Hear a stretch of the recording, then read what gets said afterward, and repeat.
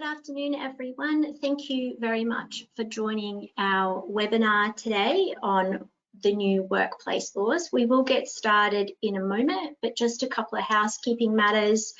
I am aware that there is some flickering with my camera, so when we commence the session, I will turn the camera off just so it's not distracting for everyone.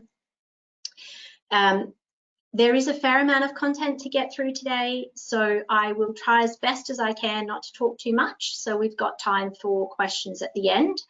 However, both today's session and next week's session are being recorded, so if I miss any questions this afternoon or today, we will make sure that we touch on those in the next session itself. As to asking questions, each attendee should have on the top right-hand corner of their screen an attendee bar. That's where you can put your hand up or ask questions, so type the questions in. I would ask, because I'm trying to operate this today relatively on my own, that if you could type the questions instead of raising your hand, just to make sure that I don't miss it and I know precisely where to find it. So I note that we've got a number of attendees now, so we'll get today started.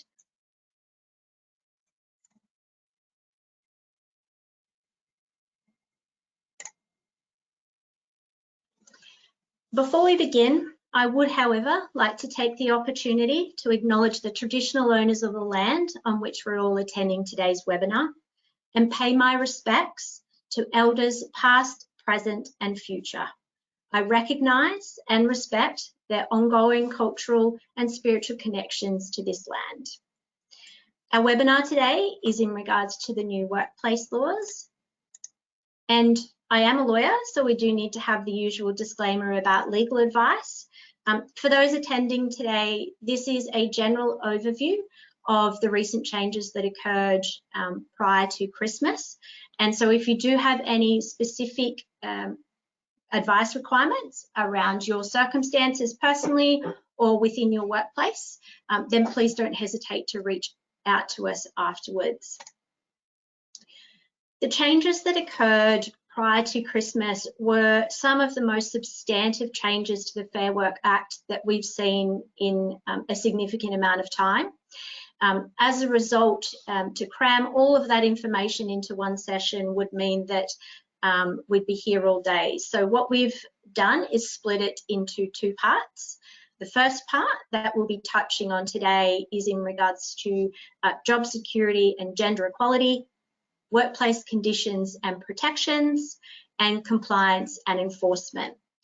Part two, which we'll be touching on next week, will be in regards to bargaining and workplace relations and workplace relation institutions. So the first part of today in regards to job security and gender equality encompasses a number of changes to the Act. Some of these changes, particularly the first two, are really just there for information purposes and no real substantive change to the way businesses go about operating their day-to-day practices within their employee relations, and the same from employees' perspective. However, just for information, the Act now will establish some expert panels. There's been some changes to the Act around the objectives of the Act and in regards to equal remuneration provisions. The big ones, though, are limiting the use of fixed-term contracts, prohibition on pay secrecy clauses, and some amendments to the way requests are responded to in regards to flexible work arrangements and unpaid parental leave extension requests. So the first of these being expert panels, so effective 6 March 2023, two new panels are being created in the Commission. The first is on pay equity and the second is the care and community sector. The purpose fundamentally for these panels is to hear wage-related matters and award variation applications. Members on the panels will be required to have relevant knowledge and experience, which historically has not been the case for the Commission. And of course, as a result, the Commission is currently undergoing a bit of a recruitment drive. The second component for information purposes is the amendments that came in on 7 December. So the objects of the Fair Work Act were amended to now require the Commission to take into account gender equality and job security when performing its functions. So, for example, when it is setting minimum wages or varying modern awards. In addition to that, it also allows the Commission to take into account comparisons between occupations and industries and whether or not work has historically been undervalued based on gender. One of the big amendments in the Act, though, is in regards to fixed term contracts. Excuse me. So effective 6 December 2023, so end of this year or earlier, fixed term contracts for the same role will be limited to a maximum of 2 years or 2 consecutive contracts, whichever is shorter. There are some exceptions that do apply. However, those exceptions are when it is absolutely necessary and appropriate. And they include where performing a discrete task for a fixed period, for apprentices and trainees, essential work during peak demand periods, so for example, harvest, temporarily replacement of another employee on leave, so for example, an employee is on workers' compensation or parental leave, be it paid or unpaid. The employee earns over the high income threshold, which is currently $162,000, or a modern award allows. There are also some provisions in the amendments to allow the Minister to make inclusions to those exceptions should he or she deem it necessary. So what does this mean? This means that it applies to all contracts entered into after commencement of the legislation change. However, contracts in place prior to the change, so that is 6 December 23, will be counted towards the time limit. So, for example, an employer enters into a new fixed term contract on the 1st of July 2023 for 6 months, and then again on 1 January 24. It's important to note that because the contract on 1 July was entered into following this amendment, that first contract will be counted for the calculation of time limits. Employers will also be required to provide a fixed term contract information statement, which will be similar to the casual and NES statements that employers are currently required to provide. Contracts that breach these provisions will result in the employee being considered a permanent employee. However, all other terms and conditions of the contract will continue to apply. Bearing in mind that as a permanent employee will have access to NES entitlements around notice periods and redundancy, and also potentially access to unfair dismissal provisions. The Fair Work Commission will have the power to hear these disputes, as will the Federal Circuit and Family Court, and Magistrates Courts can also deal with these disputes via small claims. Employers who are found to have breached this provision, that is the consecutive issuing of fixed term contracts without an appropriate exemption, or an employer that fails to provide the fixed term information statement may be subject to civil penalties. So this particular contract, and we'll get to this at the end of today's section, but this particular amendment is one that employers and employees really should take account of in moving forward. The next big change that came with the amendments was pay secrecy.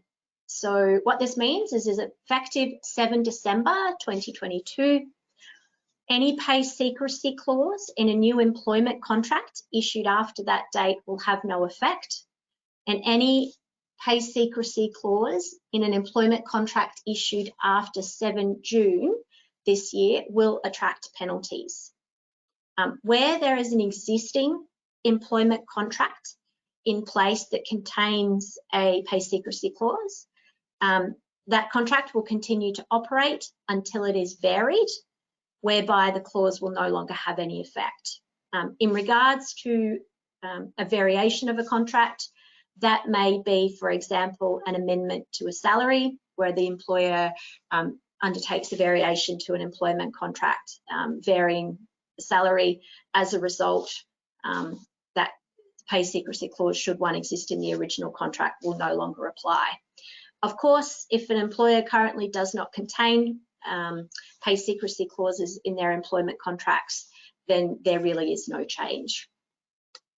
The other big amendment that came out of pay secrecy is that employees now have the workplace right to disclose or not their remuneration to others.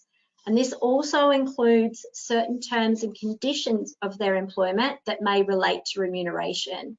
So, for example, the hours of work they undertake, or the incentives that make up their total remuneration package.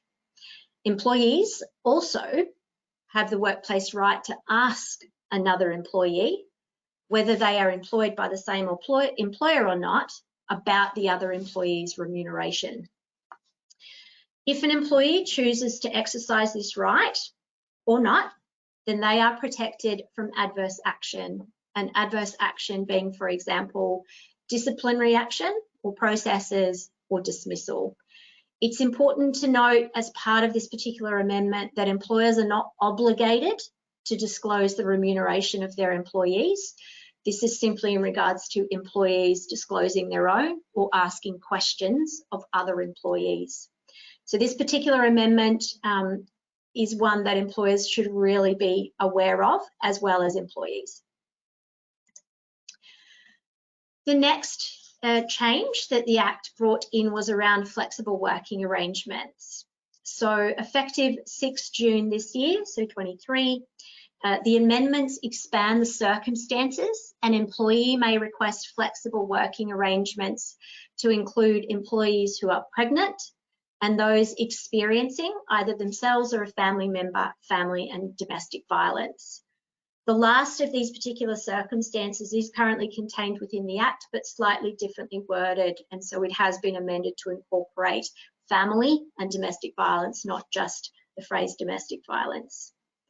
The Act also now expands the current legislation to how an employer is required to respond to a flexible working arrangement. And it also expands the powers of the Fair Work Commission to deal with disputes about requests for flexible working arrangements. Previously, prior to the amendment, the Fair Work Commission only had the power to hear disputes in regards to these types of requests if it was brought under an award or an enterprise agreement dispute resolution clause. However, this amendment now allows the Commission the power to hear any of these disputes that may arise, and includes the Commission undertaking an assessment of whether or not the employer did or did not have reasonable business grounds to refuse a request. Some additional amendments that the Act now has is, historically, the Act did require an employer to provide a written response and do so in 21 days. However, it wasn't overly descriptive on what was to occur or how that was to occur. The Act now incorporates some model amendments that were previously in awards, and so effectively employers are required to provide a written response within 21 days of a request for flexible working arrangements. That response must either grant the request, outline any approved variation following discussions between the parties, or refuse the request, outlining the reasons for the refusal. The refusal, though, can only occur if, and I would underline the if, the refusal and the request has been discussed with the employee, the employer has genuinely tried to reach an agreement with the employee, there was no agreement that has been reached, the employer has had regard to the consequences of the refusal for the employee, and the refusal is on reasonable business grounds. There is no change to what would constitute a reasonable business ground. So that may include that it's too costly, it's impractical, it's likely to result in significant loss of efficiency or productivity, or likely to result in significant negative impact on customer service. Reasonable business ground circumstances also include, and will be taken into account, is the size of the employer as well as the industry in which the employer operates. The next change, so similar to the request for flexible working arrangements, the next change is around extension requests for unpaid parental leave. So this amendment came into effect on 6 June 23. It expands the legislation in relation to how an employer is required to respond to requests, so very similar to flexible working arrangement responses. It also expands the Fair Work Commission's powers to deal with disputes about these requests. However, ultimately, an employee remains able to request an extension of a further 12 months, up to 24 months, unless their partner has already taken 12 months leave, and that's specific for couple employees. So the phrasing in regards to responding to extension of unpaid parental leave requests is exactly the same as requests for flexible working arrangements, So I won't regurgitate these now, but essentially employers must respond in writing within 21 days as to whether they grant, make a variation or refuse. And if an employer is going to refuse a request, they need to make sure that they have had the conversation and they have reasonable business grounds to do so. The next part of the amendments that came into effect were around workplace conditions and protections. These are essentially grouped to include workers' compensation outcomes for firefighters, sexual harassment in the Fair Work Act, and protections against discrimination. We won't be touching on the workers' compensation outcome for firefighters today. It is quite specific to firefighters in the ACT and volunteers, and relates specifically to workers' compensation legislation in the ACT. So we won't be touching on that today, but if anyone does have any specific questions about that particular element of the amendments, then please feel free to reach out to us. Sexual harassment in the Fair Work Act. So effective 6 March 23, so this year, it will be unlawful to sexually harass another person, whether they be worker, prospective worker, or persons conducting or undertaking a business under the Fair Work Act. This amendment doesn't override any current state or federal legislation, and similar to the federal legislation, a time limit of 24 months will apply. The Fair Work Commission will now have the power to deal with these complaints and disputes, in addition to their current power to deal with applications for stop sexual harassment orders. They can do this by conciliation and mediation. It is very likely that the Commission's process as part of dealing with sexual harassment complaints will be similar to the way in which general protections involving dismissal matters are dealt with at the moment. So for those that aren't aware, when an employee makes an application under general protections involving dismissal, the Fair Work Commission facilitate a conference. If that conference process is unsuccessful and the matter remains unresolved, then the Commission will issue a certificate to the complainant employee, and that person will then have the ability to pursue the matter into the federal court system. Essentially, what this amendment does is gives complainants the ability to choose to pursue in either the Fair Work Commission, the Australian Human Rights Commission, or their relevant state anti-discrimination commission or tribunal complaints in regards to sexual harassment. In regards to discrimination, so effective 7 December, the Act amendments expanded the attributes to incorporate breastfeeding, gender identity, and intersex status. This was essentially to bring in line the Fair Work Act with other both state and federal anti-discrimination acts, and so no real substantive change there. The third aspect, of today's chat about workplace changes is in regards to compliance and enforcement. This touches on the small claims procedure and prohibiting job advertisements that breach the Fair Work Act. So in regards to small claims, this is simply so people are aware, so effective 1 July this year, the cap on small claims proceedings will increase from 20,000 to 100,000. There's some clarification around court filing fees can now be awarded as costs. And there is proposed to be a further review of the small claims process in regard commencing 1 January 23.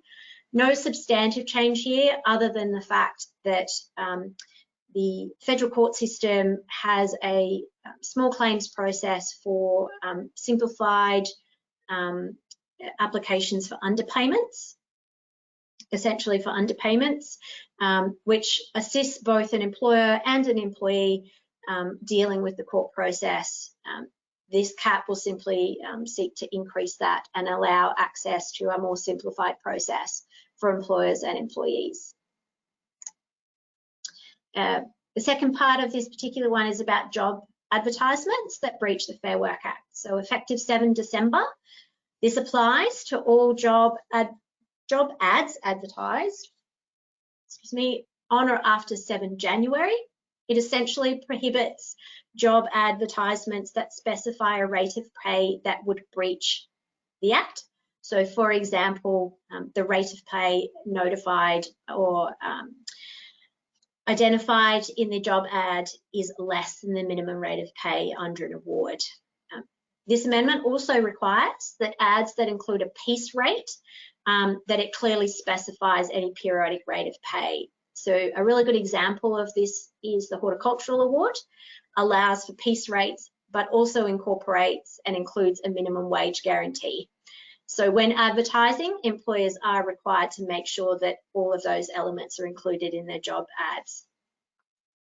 Fair Work Commission inspectors will have the power to issue compliance notices requiring the correction of an ad or a takedown of an ad. However, it won't apply, or the notices won't apply to employers that have reasonable justification for the error. So a really good example of this is that you advertise a new role in late June. That role job ad runs for a couple of weeks, and then come the 1st of July, the Fair Work Commission does its usual increase to minimum rates of pay across multiple awards. If, as a result, the rate of pay following that amendment is incorrect, the employer would have reasonable justification as part of that. So where to from here? A number of the amendments that I've chatted about and explained today are for information purposes, but there are a couple that are quite important for both employers and employees to understand what their obligations are and what their rights are. So the first of these is those fixed term contracts. Now the change doesn't become effective until the 6th of December. However, I would urge all employers to really consider, if they're looking to issue a fixed term contract between now and December, whether or not that contract is actually required on a fixed term basis. The next part of that would also be to have a look at your current fixed term contracts that are expiring between now and December to ensure that you are complying with the relevant legislation, particularly those contracts that have had multiple periods of renewal already. The next is around pay secrecy. So making sure that you are reviewing your employment contracts, whether it's an existing contract template or whether you're an employee and it's your own contract, and making sure that you're aware of employees' rights in regards to disclosure and raising questions about remuneration. I would also encourage, particularly those employers that are joining us today, to be aware and to be mindful of these rights when it comes to remuneration discussions, and making sure that you are doing some planning around how to have these conversations and how to deal with these discussions. In regards to flexible working arrangements, making sure that you're reviewing your processes for responding to requests, and making sure that you are complying with the Act's new requirements in regards to how to respond. That also applies to unpaid parental leave extension requests, so making sure that you're reviewing how you respond to those requests and are aware of your rights and obligations there. Job advertisements, this is a relatively simple one. Just make sure that when you put a job ad up that you make sure it complies. So if you do feel it necessary to articulate a rate of pay in a job advertisement, that I would encourage you to make sure that before you hit the upload button on that job ad, that you just double check that the rate of pay is right. And as I said earlier, if there are any piece rate type job advertisements, so for example horticultural award jobs, that you make sure that you are complying with your requirements to disclose all of the information there. The other thing I wanted to briefly touch on today, and whilst it's not covered in the content of our session today, is about another recent amendment that came into effect on the 1st of February, and that is paid domestic and family violence leave. So employers that had more than 15 employees, as of 1st of February, this now applies. For those employers that have fewer than 15 employees, then this amendment applies from 1 August. But it is quite a substantial change, particularly in regards to recording and record keeping. So I would encourage particularly those employers on the line to make sure that you're across that particular change, and of course reach out if you have any questions. So that's, we've managed to get through the content of today pretty quickly. So I will just have a look to see if there's any questions.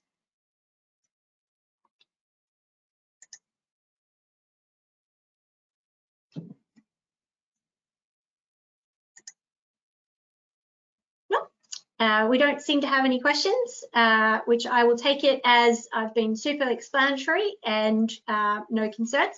Oh, I've got a hand up.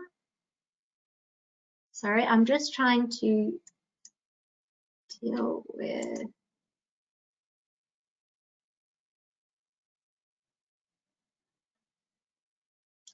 Now, I'm not quite sure. I did see someone's hand up. So what I might do is just to make sure that I'm not missing anyone here. Sorry, everyone. I'm just trying to.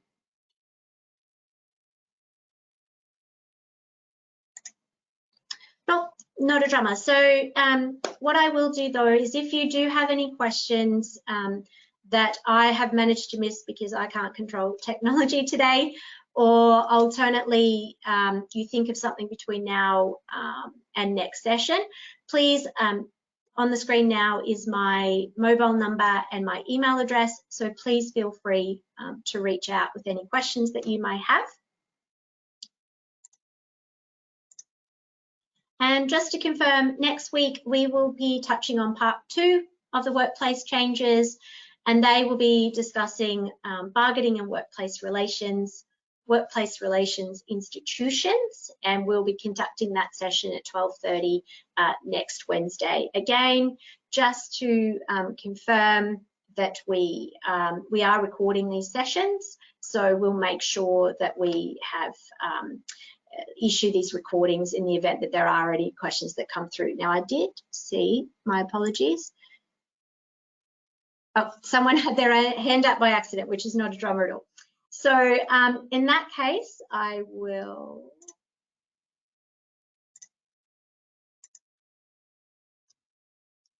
close today's session. I really appreciate everyone joining me today. I hope that you found it a little bit informative, and please don't hesitate to reach out if you've got any questions, and we'll make sure that we share the webinar. And I look forward to chatting to everyone next Wednesday, same time, same place.